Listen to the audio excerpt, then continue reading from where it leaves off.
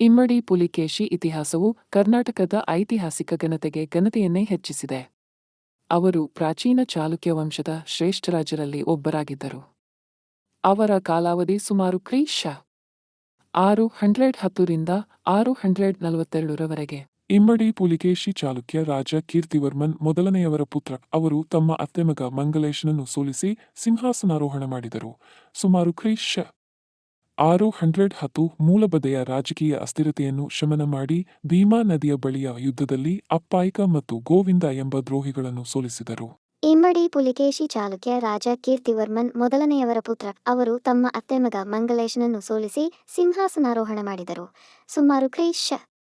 610 ಮೂಲಬದೆಯ ರಾಜಕೀಯ ಅಸ್ಥಿರತೆಯನ್ನು ಶಮನ ಮಾಡಿ ಭೀಮಾ ನದಿಯ ಬಳಿಯ ಯುದ್ಧದಲ್ಲಿ ಅಪ್ಪಾಯಿಕ ಮತ್ತು ಗೋವಿಂದ ಎಂಬ ದ್ರೋಹಿಗಳನ್ನು ಸೋಲಿಸಿದರು. ದಕ್ಷಿಣ ಭಾರತದ ಬಹುತೇಕ ಭಾಗವನ್ನು ಜಯಿಸಿ ಚಾಲುಕ್ಯ ಸಾಮ್ರಾಜ್ಯವನ್ನು ಬಲಿಷ್ಠಗೊಳಿಸಿದರು. ಅವರು ಕದಂಬ, ಗಂಗ, ಆಳುಪ, ವಿಷ್ಣುಕುಂಡಿನ ಲಾಟ, ಗುರ್ಜರ ಮತ್ತು ಮಾಳವ ರಾಜರನ್ನು ಸೋಲಿಸಿದರು. ಉತ್ತರ ಭಾರತದ ಹರ್ಷವರ್ಧನನನ್ನು ನರ್ಮದಾ ನದಿಯ ದಡದಲ್ಲಿ ಸೋಲಿಸಿ ದಕ್ಷಿಣದಾಧಿಪತಿ, ದಕ್ಷಿಣಪತೇಶ್ವರ ಎಂಬ ಬಿರುದನ್ನು